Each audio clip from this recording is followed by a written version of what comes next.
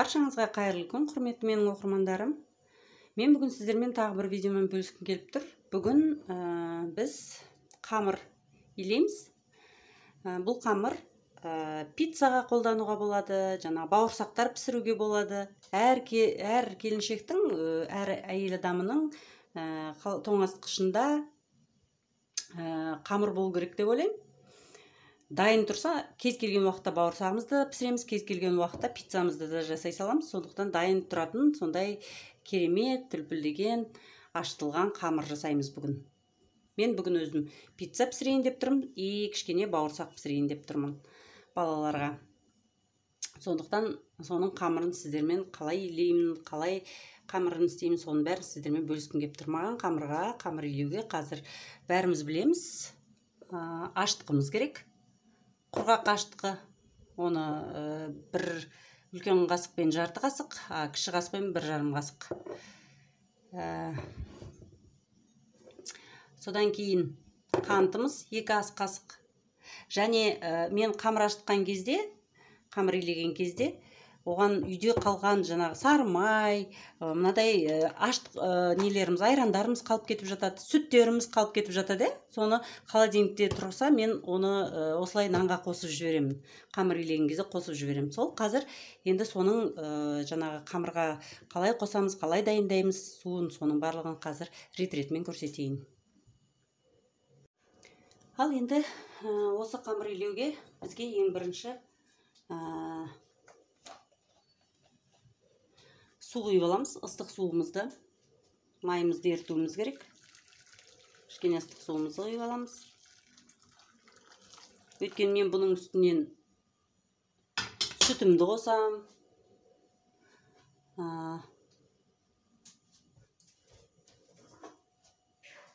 Майымызды ерітеміз. Кішкене.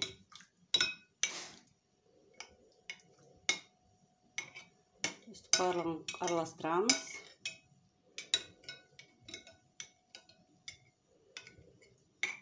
Енді айран қосатын болғандықтан, қалған айрандарымызды, мен йогурттар қалған бәрін қосып жіберемін негізі.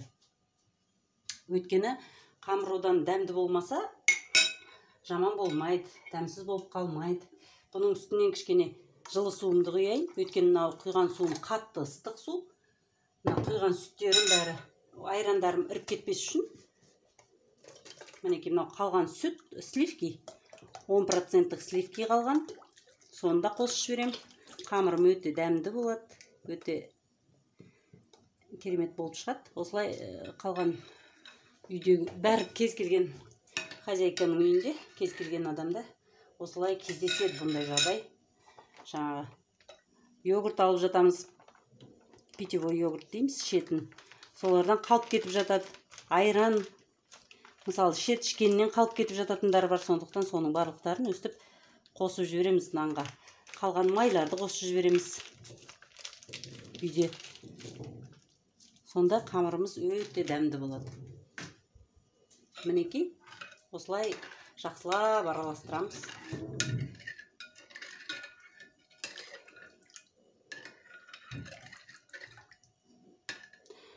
Суымыз өте ыссы, өте жаңағы салқын болмау керек.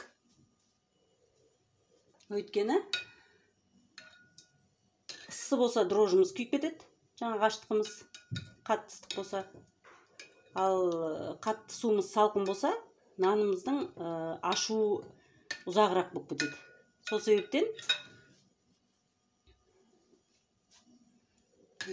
Сол себептен орташа ғана болу керек бәрі. Енді осы суымызға, мына суымыз енді мына ұнымызға аздық етер. Тағы да кішкене ыстық су қосам. Нанымыз тезірек ашысын. Менің суым ыссы емес, қол күймейтіндей. Одан кейін осы суымызға 1 қасық шай қасықпен тұз саламын. 1 емес, 1,5 қасық салайын. Өйткені қазір тұзын татып көреміз. Ұнымыз көбірек, тұзымыз кішкене өтіңкі болу керек. Сонда жаңағы бауырсақтың болсын, пиццаның наны болсын, бәрінің тұзы кішкене қатты ащы емес, татып тұрғаны дәмді болады ғой. Сондықтан кішкене суымызда тұзы өтіңкі болу керек. Содан кейін 2 ас қасық қантымызды саламыз. 2 ас қантымызды салдық. Енді бәрін жақсылап араластырып, қазір тұзының жаңағы мына судың дәмін татып көреміз.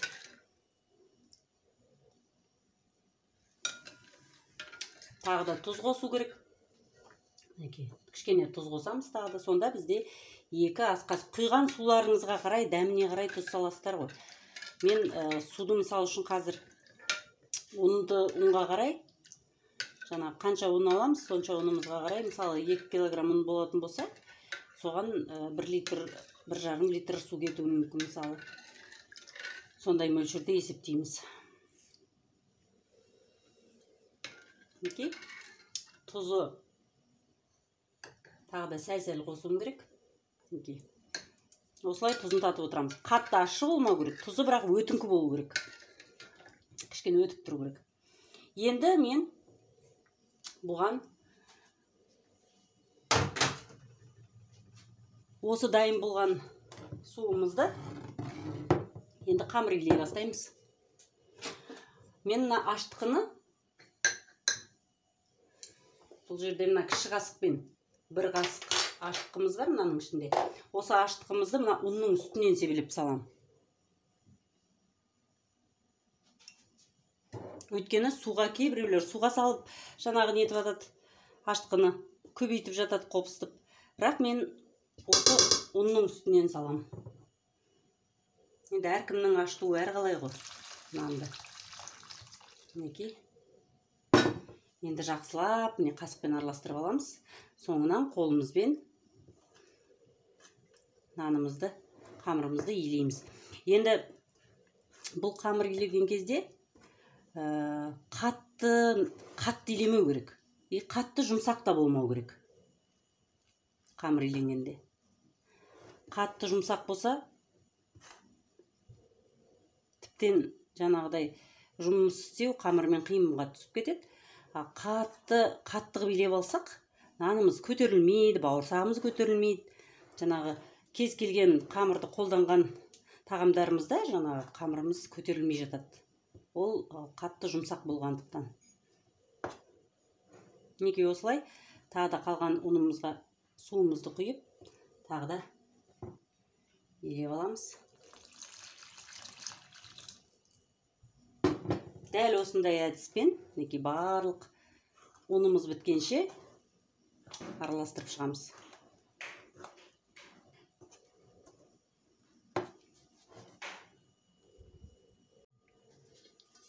Мінекей осылай барлық ұнымыз біткенше жаңағы суымызды құйып, осылай қамырымызды илеп алдық, дайындап алдық. Енді қолымызбен қасықты алып тастаймыздағы, енді қолымызбен ақырындап басамыз. Қасықпен араластырғанда наныңыз жұмсақ болады, қатты билеп алмайсыз. Оның пайдасы сода. Қасықпен жұмсақтау болады. Енді қазір ұнымыз иленген, бәрі дайындап қойылған ұн. Міндетті түрде ұн илену керек. Онсыз болмайды. Оны сіздер де жақсы білесіздер, менен де жақсы білесіздер өздеріңіз. Енді мынандай қолға кішкене бізде бала күнімізде анамыз үйрететін, жаңа нанды шайлау дейді. Бұрынғы кісілер біліп жататын шығар енді. Осылай қолымызды салып алып, жаңа қалып кеткен ұндары қалып кетеді ғой астында, мысалы сол жерге жаңа қолымызды мына суға саламыздағыны осылай шайлаймыз. Сонда нанымыз біздің өте қамырмен көп жұмыс істеген сайын қамыр жақсы иленеді. Жақсы болып ашиды, жақсы болып көтеріледі. Қатты да болып қалмайды. Мінекей осылай қалып кеткен ұндарды осылай қолымызбен шайлаймыз осылай. Енді оны шайлауды кім қалай түсінеді? Өзім анамнан естіген сөзім ол. Анамыз сұрайтын еді, не істеп жатырсыз деп илеген кезде, сонда осылай шайлаймыз деп айтатын еді. Біз де солай, дәл солай шайлаймыз. Қамырымыз өте дәмді болады. Ішіне 10% сливки қостым. 10%-тік. Қалып кеткен кішкене йогуртты қостым. Ол йогурт еш нәрсе болмайды. Керісінше дәмді, бір ерекше дәмді болып тұрады өзі. Алғаш рет қосқанымда мен де ойлағам, қалай болады екен деп. Кейіннен жақсы, өзіме ұнады. Қалған айрандарды осылай қосып жіберетін әдетім бар. Сары майларды, сәл кішкене тұрса майдың да өзі нанға жағып жейміз, қалған майларымыз ескіреді ғой. Сондықтан да сол ескірген майларымызды қалдырмай осылай нанға қосып жіберуіміз керек. Оның орнына нанға қосып жіберіп, жаңағы свежийін аламыз балғынын. Өзімізге де жақсы, ысырап та болмайды. Бүгін сіздермен осылай қамыр илеудің әдісімен, әркім әрқалай илейді. Сондықтан мен өзімдікімен сіздермен бөліскім келді. Мен ылғи да осылай қамырды илеп, ашытып, жеке-жеке жаңа пакеттерге салып, морозильникқа салып қоям, тоңазытқышқа бөліп. Сосын керек кезде аламын да, үйге қонақ келіп қалып жатқан жағдайда да, қонақ келеді деп жатып алдын ала мысалы шығарып қоясыздар. Ол тез ериді, ашыған қамыр, жаңа морозильниктен шығарған кезде тез кәдімгідей ериді өзі. Бір жарты сағаттың ішінде. Болмаса, қазір микроволновкамыз бар. Микроволновкада разморозкаға қоясыздар, бірақ қарап тұрасыздар. Әр жаңағы 3 минут сайын или 2 минут сайын шығарып, қамырыңызды басып қолыңызбен сөйткен кейбір жерлері ыссы болып кеткендіктен пісіп кетуі мүмкін жартылай. Сондықтан бір тегіс еру үшін солай қолға ұстап тұрып ерітсеңіздер, 5 минуттың ішінде, 5-6, бір 10 шақты минуттың ішінде қамырдың үлкендігіне қарай ғой, ерітіп аласыздар солай. Содан кейін бірдемде бауырсағыңызды пісіріп жібересіз. Ал алдын ала, мысалы күн жұма күндері мен жеті нанды жеке илеймін. Мына нанды, мына қамырды илегенімді тек бауырсаққа қолданамын, жаңа пиццаларға, сондай пирожкиге деген сияқты бәліштерге, сондайларға қолдана беремін, пирогтарға. Ал жеті нанды жұма күні арнайы бөлек әдіспен, айранмен өте жұмсақ қып, болбыратып әдемілеп жеті нан илеймін. Қасиетті жұма күні бәрімізде әруақтарға тие берсін деп пісіріп жатамыз ғой. Сондықтан Құран бағыштап жатамыз. Сол кезде сол күні иленген дұрыс, ол арнайы. Ал бауырсаққа осылай сақтап қоямыз. Сақтап қойып, өстіп илей береміз. Неке осылай жалғастыра береміз.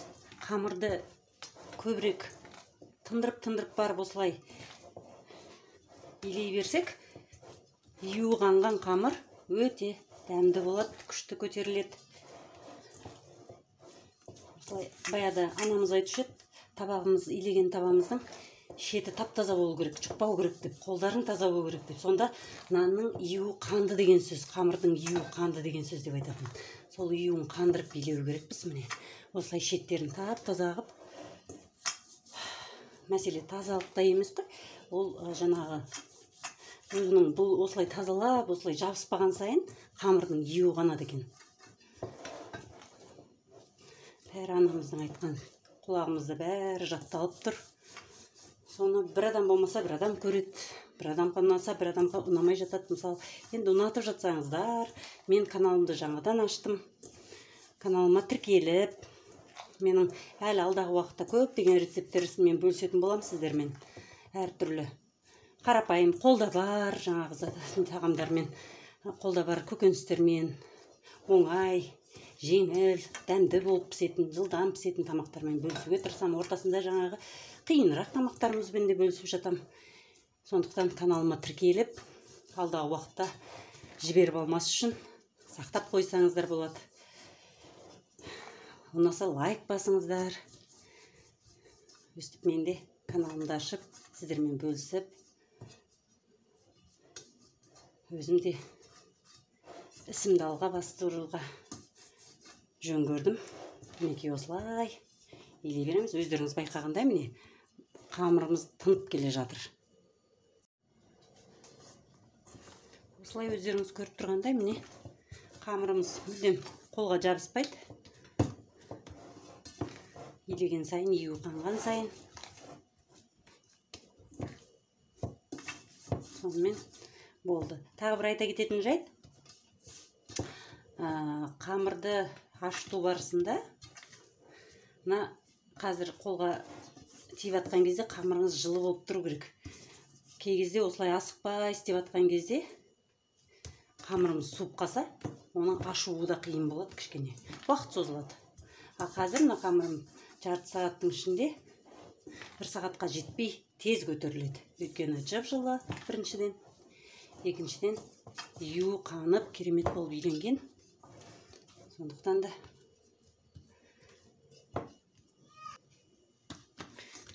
сонымен қамырымызды илеп болдық. Өздеріңіз көріп тұрғандай, қолға жабыспайтын әдемі сондай міне қамыр иленді. Енді осыны жылы жерге, осы жерге қойып, қақпағын жауып, мен осылай жай ғана қоя салам. Қазір ашыған кезде көрсетем сіздерге қалай көтерілетін. Міне осы жерде тұра береді. Мінекей біздің қамырымыз көтеріліп, ашып, дайын болды. Қазір сіздерге көрсетейін. Керемет болып ашып тұр бұл қамыр уже. Мен үстінен бір рет басып қойдым жаңа. Мынау екінші рет уже көтерілуі. Мінекей. Енді осы жерден жаңағы жеке-жеке пакеттерге салып, бөліктерге бөліп, морозильникке тоңазтқышқа бәрін салып аламыз. Жеке-жеке бөліктерге бөліп. Ал пиццаға дегенімізді, бауырсаққа дегенімізді қазір алып қаламыз. Мінекей, қазір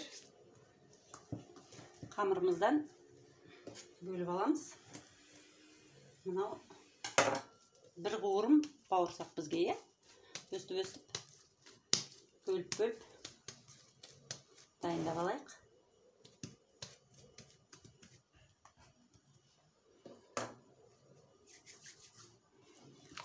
Кереметтей болып ашып тұр.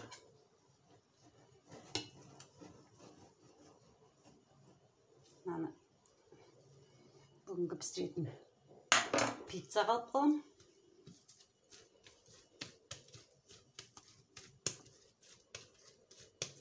Өстіп барлық кезде дайындап қойсаңыздар, өздеріңізге жақсы.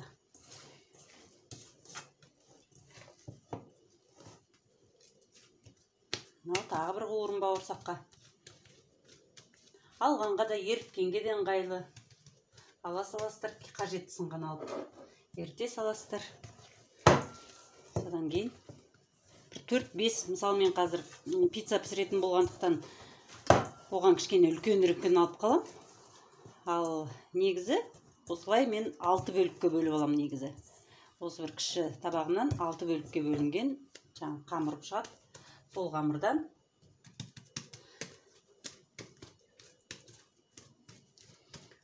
холодильникке сөйтіп 6 бөлікке салып қойып қоятын болатынмын.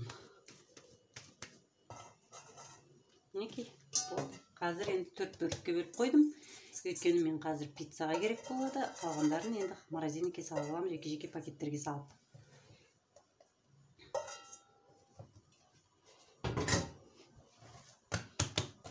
Даже бұдан да үлкенірек алсам болады пиццаға.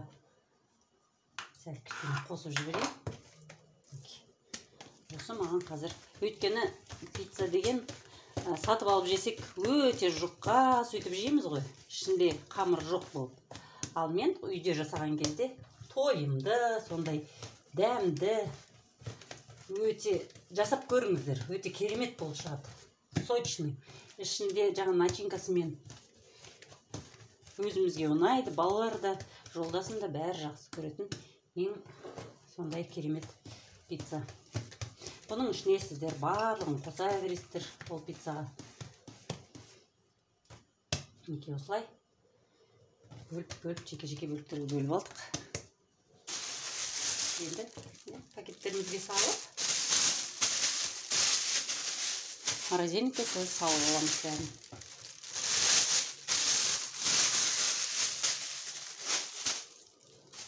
Содан кейін керек кезде өзіміз қолдана береміз. Сонымен болды біздің ашылған қамырымыз дайын. Қазір мына қамырда мен пицца жасаймын. Оның рецептін сіздерге төменде саламын. Тыңдағандарыңызға рахмет. Ұнаса каналыма тіркеліп кетіңіздер.